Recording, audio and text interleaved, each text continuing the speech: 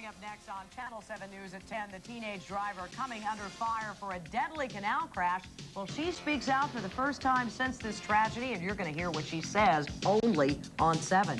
Another canal crash, this one tonight on Alligator Alley, and the driver tries to pull one over on police. Thousands come from all over to say their final goodbyes to Cuban exile leader Tony Cuesta. And more troops give the order to pack up for the mission of mercy. Channel 7 News at 10 is next. You're watching South Florida's news station, WSVN-7. This is Channel 7 News at 10. A teenage girl blamed for a canal crash which killed 5 of her friends speaks out for the very first time since the accident.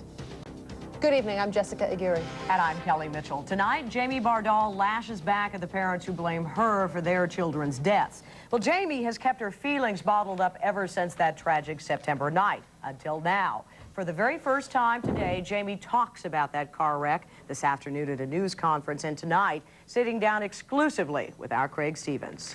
Jamie says, yes, it is fair punishment, and she says she's anxious to get all of it behind her so she can try as best she can to get on with her life. Jamie and her sister Lori, by the way, who have missed some school in recent days, plan to go back next week. Live at the news desk, I'm Craig Stevens, Channel 7 News. Back to you.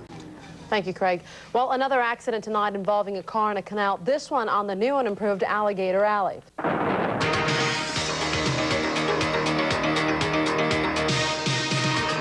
Saturday night across South Florida is pretty nice. We've got some partly cloudy skies above us, although there's a cold front moving over us. You wouldn't know it, and that's exactly the kind of cold front that I like. There's one major storm that's really affecting the country right now. We've got a low-pressure center moving off the northeast coast, but attached to that, it's a cold front. It moves down the Atlantic coast, backing in through central Florida, and again, you really wouldn't know it because they're not, or in fact, right now, it's moving through South Florida. But again, it moves all the way down south of Texas, some strong storms moving through parts of East Texas. But right here, where there's the temperature is sort of on the border, it's sort of on the freezing mark. So it doesn't know, the precipitation doesn't know whether to fall in the form of snow or rain. So poor Oklahoma and parts of Arkansas are seeing it in the form of sleet. So horrible, horrible night out there. Tomorrow, not much of a change as far as the temperatures go. Cold, we're talking minuses in some areas here, folks, and the highs only reaching the single digits in some regions. But as we head further east, the more snow flurries around the lakes, it's probably just lake effects. Overnight tonight, mainly cooler as we head further north, and mainly overcast there too. We'll still see partly cloudy skies here, and 60s will be our low. Tomorrow, nice high pressure moving in, so 70s. Closer to home, 62 to 65 tonight under partly cloudy skies. Winds still predominantly out of the north. Tomorrow, variable skies, which means basically a mixture of sun and a mixture of clouds, a high of 78. Now let's find out our almanac telling us our high tide and our low tide, and our sunrise and our sunset. I guess it doesn't want to give it to me. Cleanup crews assess the damage in what could be the worst oil spill in history. We'll have that story coming up. And in medical news, a breakthrough that's bringing us one step closer to curing cancer. And a special dedication for a little girl killed in Hurricane Andrew. Stay with us. Channel 7 News brought to you in part by Federal Express. All around the world, our most important package is yours. Well, that is it for us here at Channel 7 News.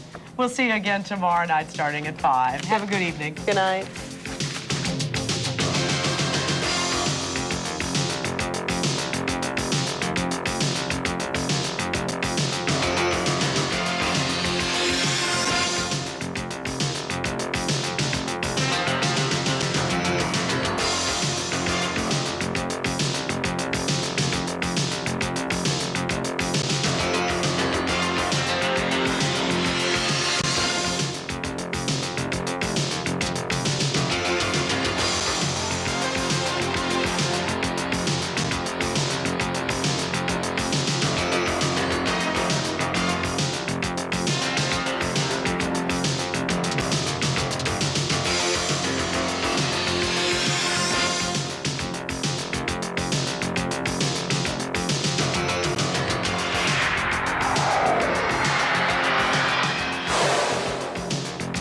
Channel 7 News brought to you in part by Geo, inviting you to get to know the newest Geo Prism.